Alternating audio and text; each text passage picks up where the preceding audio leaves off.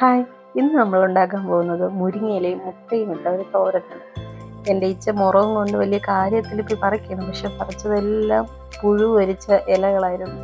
അങ്ങനെ ഞാൻ പോയി നല്ല ഇലകൾ നോക്കി, ഇത് ഞങ്ങളെ വീട്ടിൽ ഫ്രണ്ടിൽ തന്നെ നിൽക്കുന്നത്, അതിൽ നിന്ന് ഒടിച്ചെടുത്തു. മുരിങ്ങയില ഒടിച്ചിട്ട് ഇങ്ങോട്ട് വന്നപ്പോഴാണ് അവിടെ ഒരു പപ്പായ ഏകദേശം പഴുത്ത് തുടങ്ങിയായിരുന്നു. അതുകൊണ്ട് നമ്മൾ പിന്നെ അതും കൂടെ ഒടിച്ചെടുത്തു. ഞാനും ഇച്ചയും കൂടെ ഇരുന്ന് മുരിങ്ങയില അത്രയും അതിൽ നിന്ന് ഉരുവിയെടുത്ത് കുറച്ച് നേരത്തെ പണിയുണ്ടായിരുന്നു.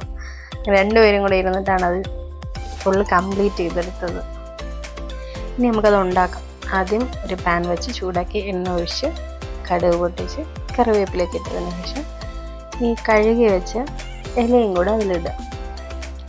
കാണുമ്പോൾ മല പോലെ ഇരിക്കണം എന്നൊക്കെ വിചാരിക്കും, പക്ഷേ ഇതൊന്ന് വാടി വന്നാൽ ഇതൊന്നും കാണത്തില്ല, ഇച്ചിരി കാണത്തുള്ളൂ. എന്നിട്ട് അടച്ച് ഉപ്പൊക്കെ ഇട്ടിട്ട് അടച്ച് വെച്ച് വേവിക്കാം. ഒരു 5 മിനിറ്റ് പോലും വേണ്ട അടച്ച്.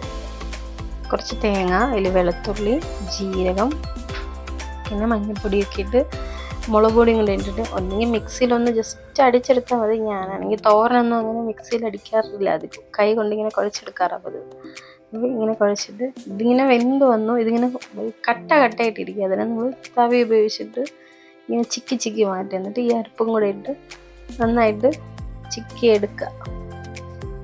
ചിക്കി എല്ലാം എടുത്തതിന് ശേഷം ഇതിലൊരു മുട്ട ഒഴിക്കണം. മുട്ടയിൽ ഇത്തിരി ഉപ്പും പിന്നെ ഉപ്പ് മാത്രം ഇട്ട് ജസ്റ്റ് മിക്സ് ചെയ്തതാണ്, അതും കൂടെ ഒഴിച്ചിട്ട് ഇനി ഇതെല്ലാം കൂടെ ഒരുമിച്ചൊന്ന് മിക്സ് ചെയ്തെടുക്കുക.